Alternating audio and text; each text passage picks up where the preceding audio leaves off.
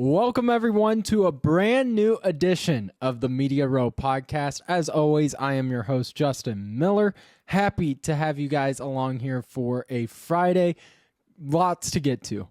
We have Friday NFL previews, college football previews. We have a Drake game to finally break down and preview after yet again another bye week last week in September. Finally back to a normal schedule for Drake. And then we have some college hoops to talk about as well. But as always, a huge thank you to our sponsors that make this show happen in Stevens Automotive and Sales and Kelly's Little Nipper. Huge shout out to them. And then, of course, a huge shout out to you guys. Numbers have been fantastic.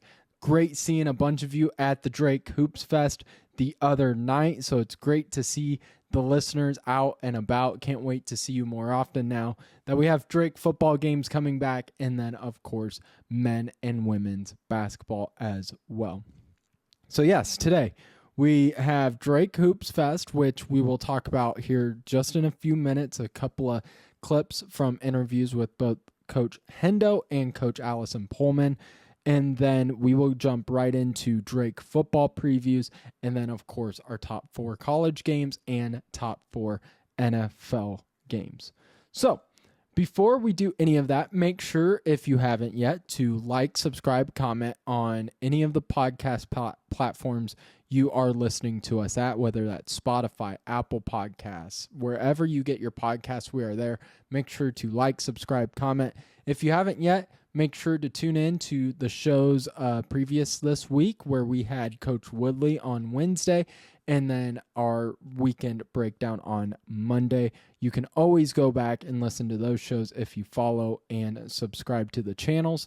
Make sure to follow us on social media as well. Twitter at Media Row Pod, TikTok at Justin Miller on Air, where you get clips from the show. Twitter is where you get a lot of the background stuff where we deep dive, give our opinions on the weekend's games.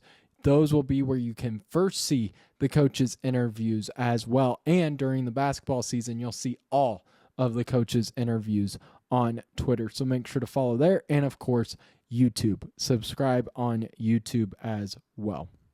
Let's jump in to today's show, though, starting off with some college hoops, because last night is one of the coolest things Drake does and something that just proves the growth in the community, in the fans, in the program itself of Drake University on both the men and women's side. Something I wish as a diehard kid growing up as a Bulldog, I wish Drake had growing up. I would have loved it, would have ate it all up, would have done the kids sessions where you're dribbling with the players, you're doing push-ups with the players, fun games.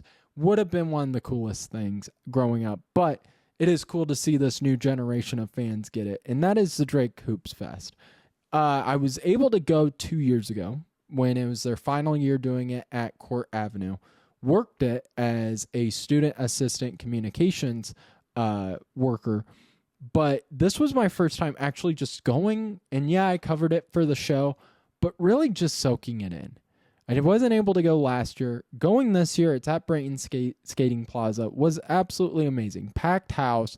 It was the most kids ever to participate in Drake Hoops Fest, which is just awesome.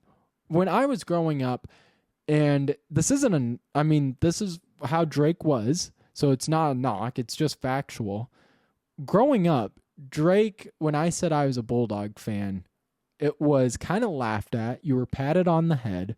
You were like, oh, so you go and watch the games with 100 other people and they're all, former alumni from the 80s, which it was. But now Drake is starting to become cool. A lot of young kids, a lot of people just loving this program, and it starts with the coaches. First off, Allison Pullman, what she has been doing her whole time at Drake is just getting the excitement to Des Moines' hometown team. That is what she has done. She has bought into that mindset, and the team buys into it. All those players are so easy to cheer for. Drake loved Darren DeVries. Loved those teams. I mean, DJ Wilkins and I are still buddies. Tank Hemphill, who now works for Darren DeVries over there at Indiana, he will be on this show because we are still buddies.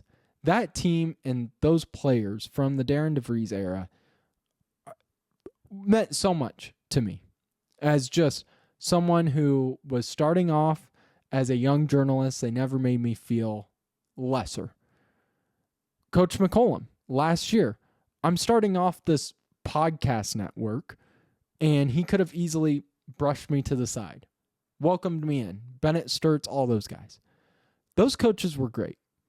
They had that Bill Belichick, though, mindset of, we're on to Valpo next. Very much so in their interviews. They were wonderful people to me. I pissed off Darren DeVries, and he still allowed me to question him and interview him. He was great. Coach Henderson comes in, has to bring a whole new squad. Drake lost 99.6% of their starting minutes from a year ago. And he comes in with a brand new squad, and he has to get this crowd hyped about him. And he does it.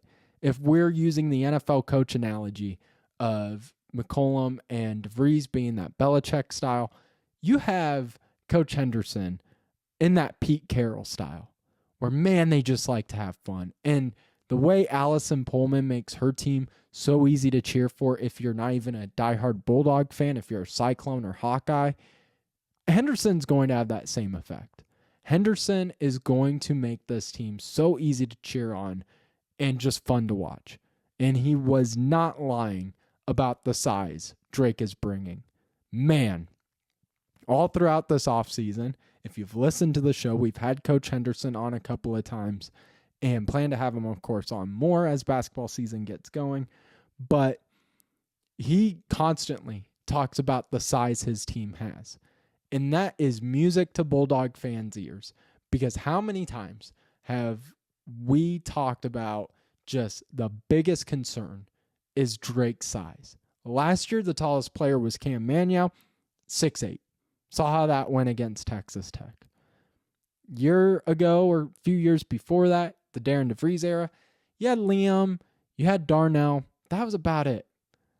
Other than that, man, in terms of starting minutes, not a lot of size for Drake.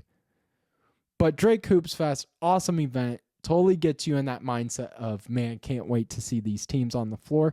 And both coaches sat down with them for just a real quick chat right before the kids' event started. And here is Allison Pullman first, just talking about her team embracing this atmosphere and the uniqueness of Drake Hoops Fest. They found out about it, they've watched it happen, and now just continuing to get excited about it. We had a different kind of air about us in practice today, just, a lightness and an excitedness of, like basketball season's kind of rolling in here. So fully knowing that at the end of all of these practices, at the end of that tunnel, there's games coming at some point. So I think it's just an exciting time, obviously, in a ramp up for basketball. And to that point, here's Coach Henderson just talking about not only for himself, but for the new faces in his team, just experiencing this for the first time. Here's Coach Henderson talking about Drake's Hoops Fest. Talking about just really fully embracing it, making sure you understand the opportunity that you have in front of you, and just appreciate it, right? We have incredible fans.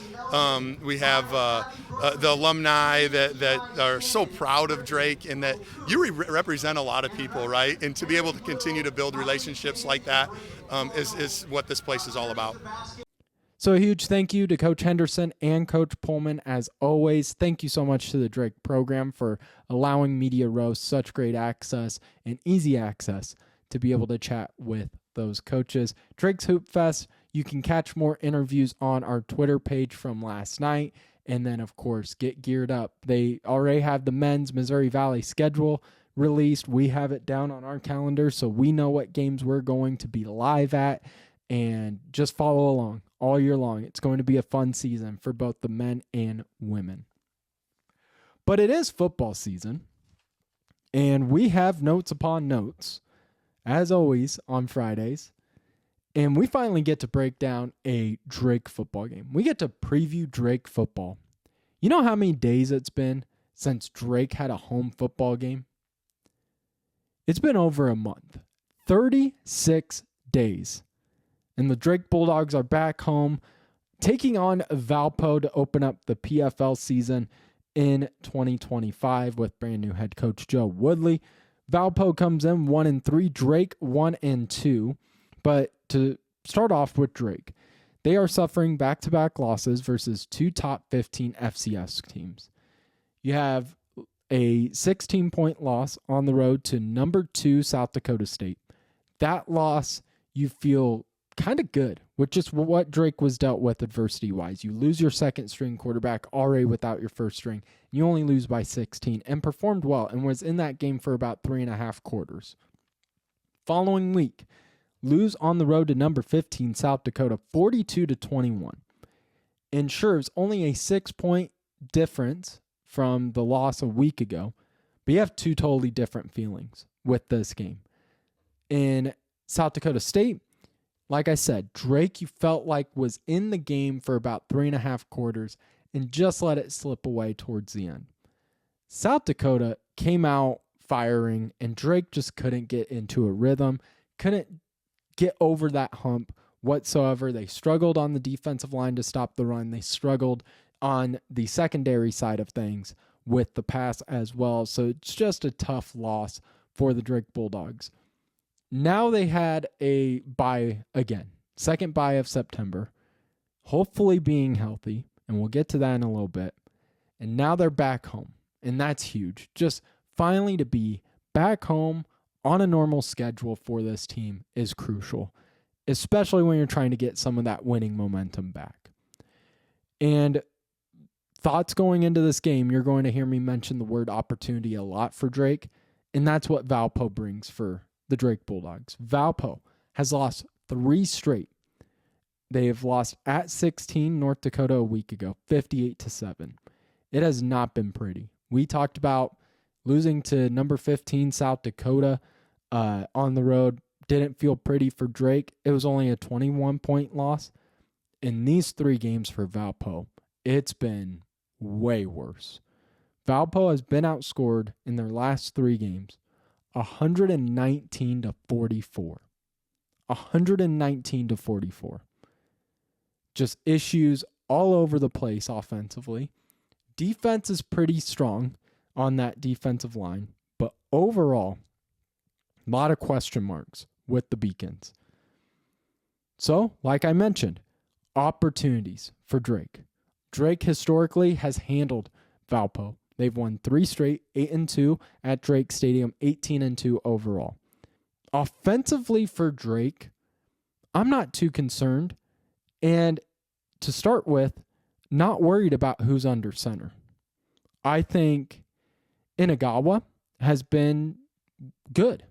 Hasn't been great, but he hasn't lost the games for Drake by any means. The true freshman had to go up against the toughest opponents to this point for Drake. He had to go on the road against 2 top 15 teams, and he went 30 of 44, 304 yards passing, 1 touchdown, 3 interceptions, on top of his best asset with his legs rushing for 151 yards and 3 touchdowns on the ground. So if Inagawa has to be under center for the Drake Bulldogs, not too concerned.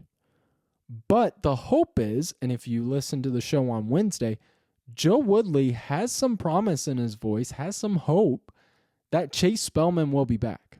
Chase Spellman, QB1 to start the year, after the week 1 victory against Upper Iowa, where he had 2 touchdowns passing, 2 touchdowns rushing, you had him as the PFL Offensive Player of the Week after week 1. Then done. And it appeared to be a hurt shoulder. We never got confirmation, but that's what it appeared to be.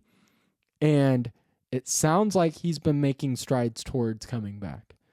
And regardless, I don't think for this game in particular, it matters who's under center for the Drake Bulldogs. And one of the reasons, too, is just the wide receiver consistency the Bulldogs have had. Through 3 games, Hank Foley and Jackson Voth have been incredible. Jackson Voth, 4th in the PFL in receiving yards. Foley, 7th, right behind him. Foley has led the team in touchdowns. Foley, for 2 out of the 3 games, opened the game up with a touchdown. He has been unbelievable. Kind of got taken out of the game against South Dakota, but then both jumped right up and had 9 receptions for around that 80-yard mark. Voth has been great too, the transfer from Kansas State.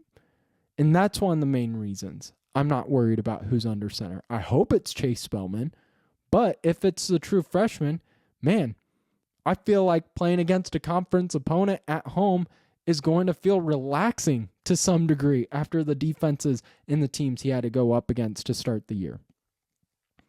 My concern offensively happens with the backfield. And if you listened on Wednesday with Woodley, I asked him about what his thoughts were on this running game. And he mentioned, he thinks it's been well. It can grow. It can be better, of course. But he likes how they're averaging over 100 yards a game, which is true. But a big portion of those yards is the quarterbacks. So I went through and just looked up what Drake would be averaging and where they would sit in the PFL if the quarterbacks didn't rush. And which, again, it's kind of unfair. You're taking away a strategy that Drake has had, and it's been going well, even with Spellman when he was playing. But I just wanted to talk about the backfield and why I think that is kind of a cause of concern. Meisinger, you have at 102 yards, 0 touchdowns. He's only averaging 34 yards a game. Luke Woodson, who a lot of people had high hopes for at the preseason and media days for Drake, only 75 yards this year, averaging 25. The Bulldogs offense, without QBs rushing, only averaging 95 yards a game. If you stack that stat up with the rest of the PFL, they are dead last in rushing yards per game. Valpo defensively isn't great against the run. They have allowed 166.5 rushing yards per game, but in the last 3 have really struggled, 214 yards per game. So again, opportunities for the Bulldogs to grow in the backfield and utilize Meisinger and Luke Woodson, as well as keep running with the quarterbacks. Clearly it's been working, but you would like to take some pressure off of the guy under center. Second point I want to talk about is the defensive opportunities. Against South Dakota State, number 2 team on the road, I thought the defense actually performed pretty well. I didn't see blaring errors. The following week against South Dakota, the linebackers played well. Thought the defensive line was good. Could have been better. Tough going up against a running back like South Dakota had, who the week prior had broken records.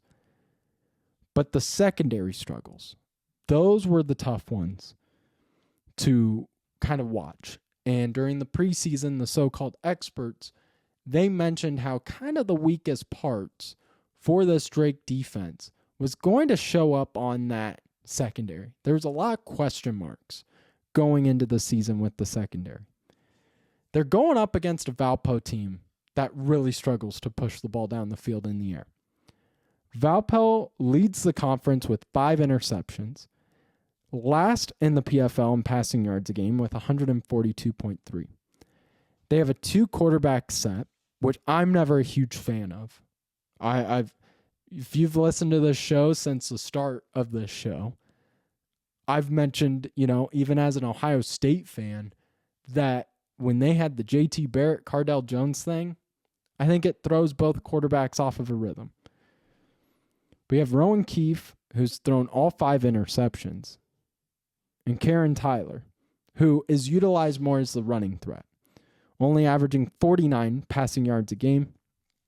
So you see him in there, and I think guys like Sean Allison are just going to start getting really excited, licking their chops, getting ready to just blitz at him, because more than likely he's rushing in the game.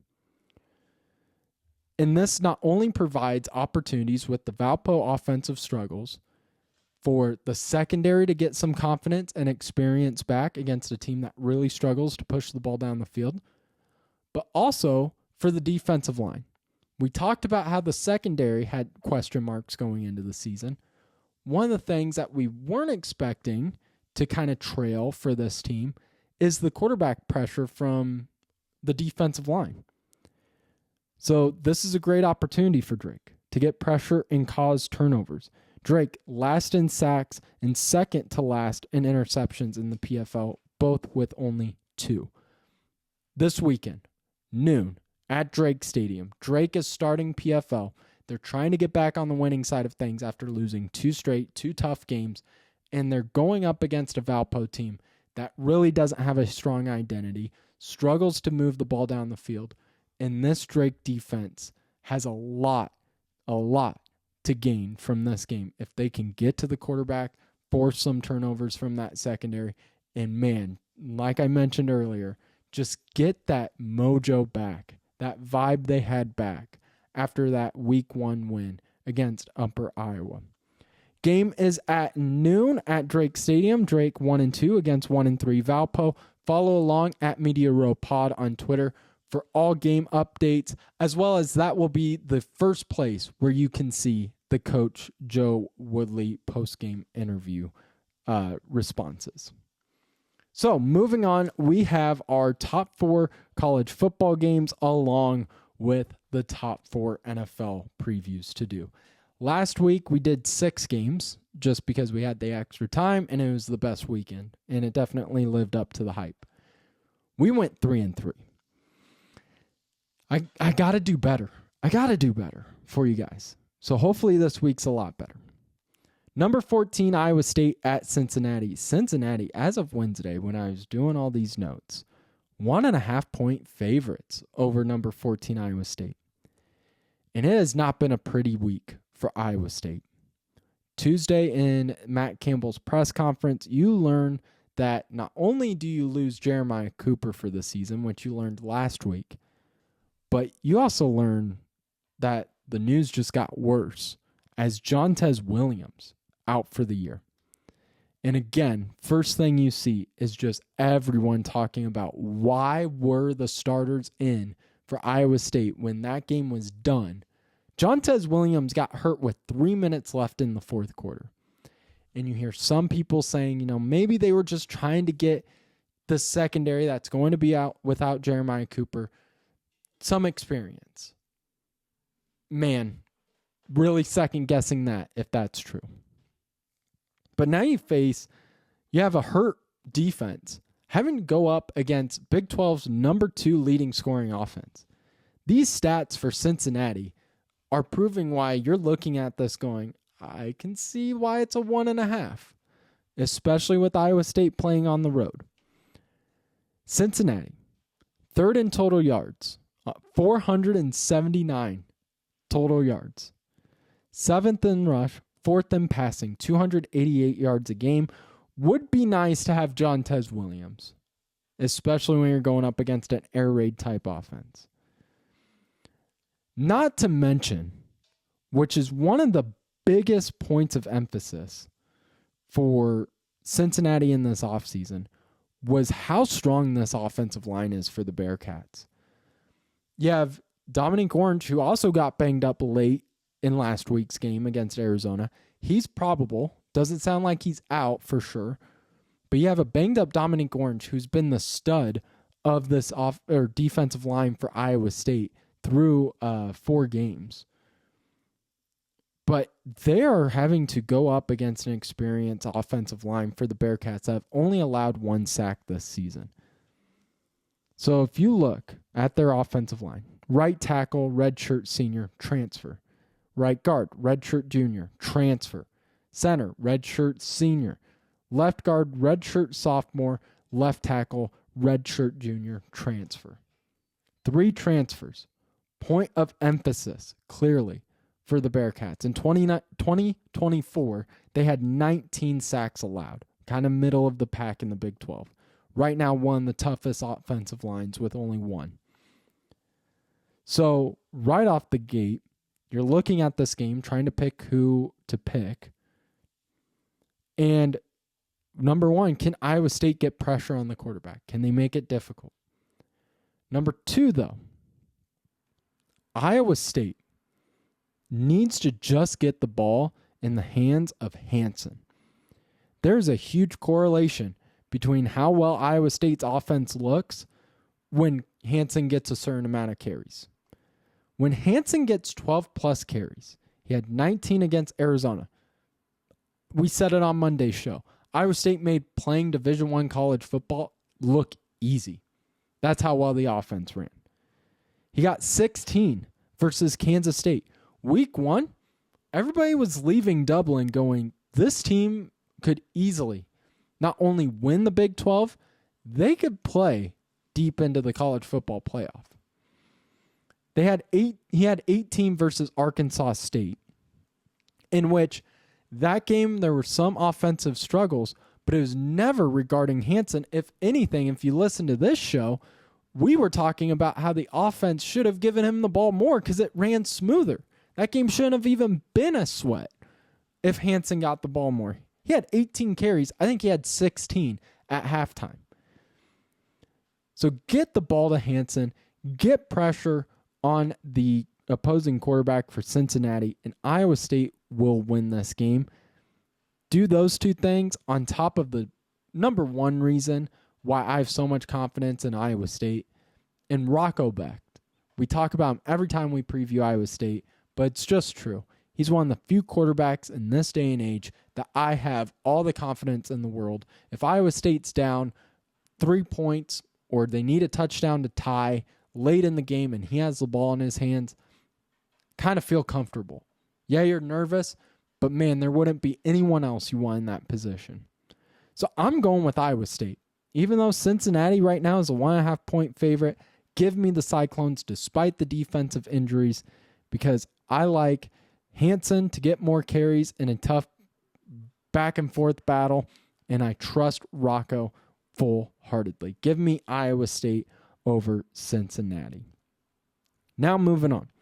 We have 6-team Vandy at number 10, Alabama. Alabama coming off of a huge win against Georgia last week. And, man, not even go 5 years ago. You go 3 years ago. Everybody's going, is this a trap game? Possible trap game. You're coming off of an emotional road victory against one of your biggest rivals in Georgia, a top 5 team that you just beat on the road and, man, looked in control the whole time. Everybody's talking about you. But this is no longer a trap. You have Vandy, number 16 in the country. Could be higher. They've really handled their business all throughout the season.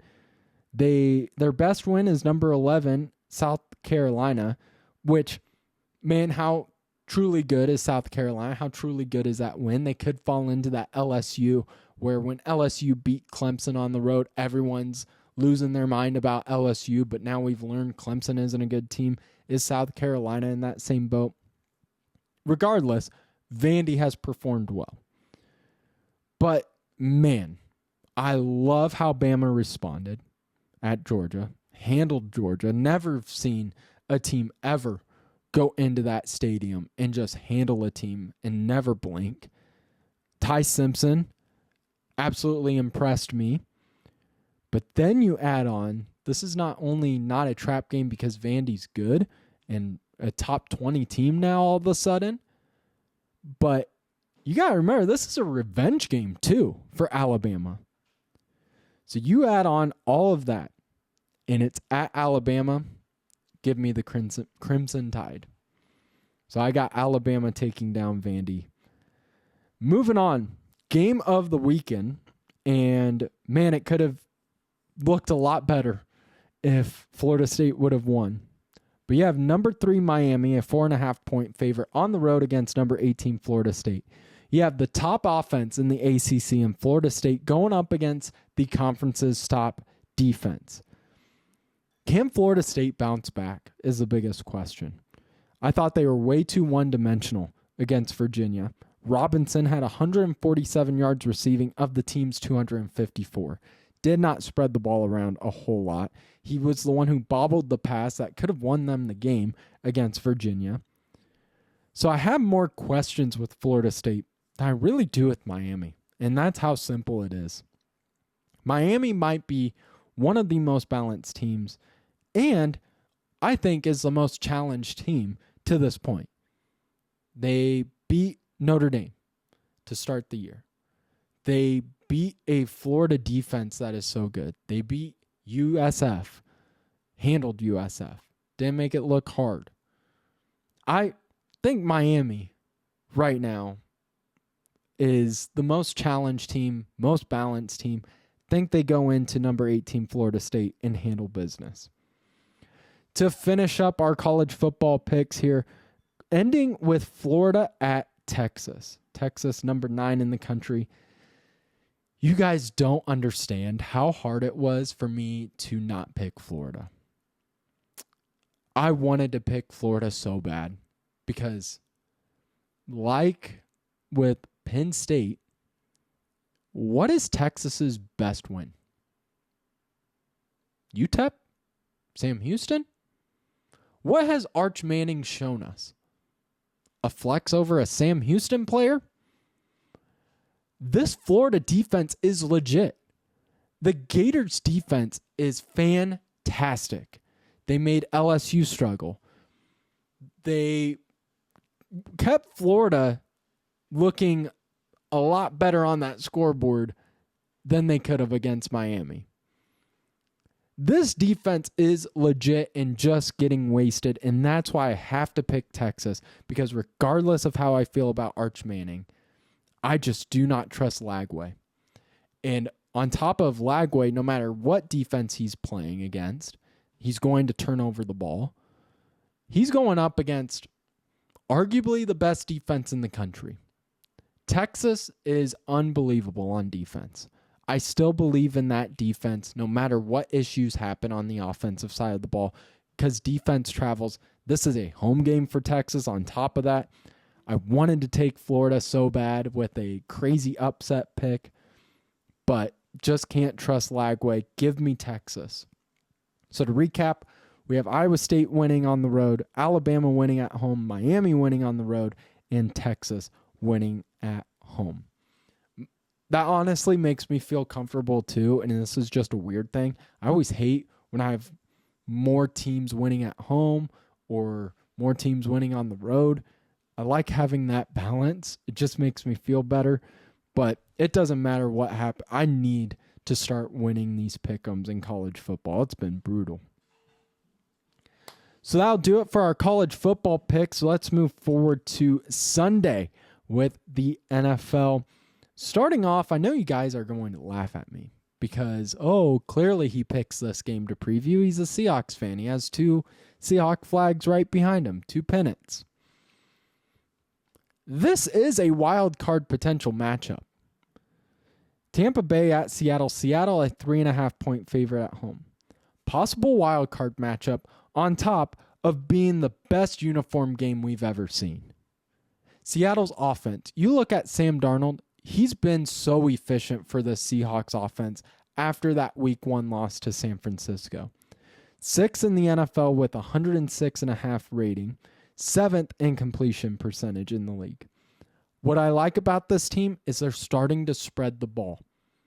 Sam Darnold, week 1 against the 49ers, really zeroed in on JSN. Since then, they're getting tight ends involved. Really got the tight ends involved against Arizona. You're getting the rookie and Horton involved. JSN continues to get his because he's just that good of a player. And then also you have Cooper Kupp out there just as good. No matter what his age is, he's still one of the best route runners in the NFL. So I love that they're spreading the ball. All of that offensively going Seattle's way. And then you have a healthy defense with Witherspoon back healthy, Imani Wari back and healthy, on top of a defensive line that can compete with anyone, going up against a Tampa Bay Bucks team that just has an unhealthy receiving core at this moment. I like Seattle to win this game. Give me the Seahawks minus 3.5 to take down Tampa Bay in the best uniform game we've ever seen. Moving on, we have Houston at Baltimore. What do we do about Baltimore? Just another tough loss. Wasn't ever really in the game, it felt like, against Kansas City. You lose Lamar Jackson. And then you have Houston, which just has looked bad all year long. I'm going with Houston. On the road, upset pick. I think that defense for Houston, they've allowed the least amount of points out of anyone in the NFL. They just need that offense to get going. This is a great opportunity because Baltimore's defense, ever since Coach McDonald has left, has not looked the same these past 2 years. So give me Houston with the upset. Moving on, we have Washington at LA Chargers. No, the Chargers lost a tough one to the Giants, which I don't think really anyone saw. Even diehard Giants fans, I don't think saw coming. But man, I still have faith in Harbaugh and Herbert and this offense. The defense can still get tighter, especially in the secondary for LA. So give me the Chargers at home, bouncing back after a tough loss to the Giants. I think Washington will be just fine despite a tough loss without their starting quarterback. I think they'll be fine once they get healthy. A game that I didn't think I would preview, but you look and the Jags are 3-1. Who saw the Jags and Indianapolis actually being early contenders? Not me. Not me.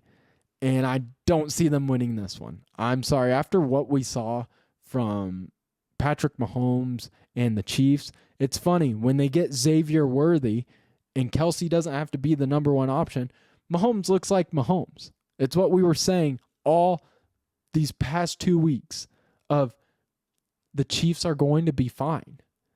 You have, I think Josh Allen is the best quarterback in the league right now, but 1B is Patrick Mahomes, and he has the experience. He has Andy Reid as his head coach. He just didn't have his 2-star wide receivers. Well, you bring back Worthy, things start to turn around. The Chiefs win their second in a row against the Jags. So, to wrap up, we have Seattle winning at home. We have Houston with a huge upset against Baltimore. And then we have the LA Chargers and Kansas City Chiefs winning to round out our college football picks. Reminder for everyone that Drake takes on Valpo at noon on Saturday. Follow along at Media Row Pod for all game updates as well as our Coach Woodley post-game interviews. You'll see them first on Twitter. So that will do it for today's show. Before we wrap up, need to give a huge shout out to Stevens Automotive and Sales, 5320 Northwest Beaver Drive in Johnston, Iowa. 35 years of family owned and operated here in this state. They are like family to me. They will treat you guys like family because they always do with their customers, and they'll get you fast and ready on the road. Stevens Automotive and Sales, 35 years of family owned and operated here in this state. When you go, make sure to let them know that Media Row sent you. Also, a huge thank you to Kelly's Little Nipper for their support of the show. When you go to Kelly's Little Nipper, make sure to use that keyword in Woodley, and your first drink is on the house. Not a better deal in the state. 1701 East Grand Avenue in Des Moines. When you go to Kelly's Little Nipper, make sure to let them know Media Row sent you. That'll do it for today's show. Make sure to follow, like, subscribe, all that junk that I've said 1,000 times. And then tune in on Monday as we recap this full weekend of college football again. We will see you Monday for a brand new edition of the Media Row Podcast.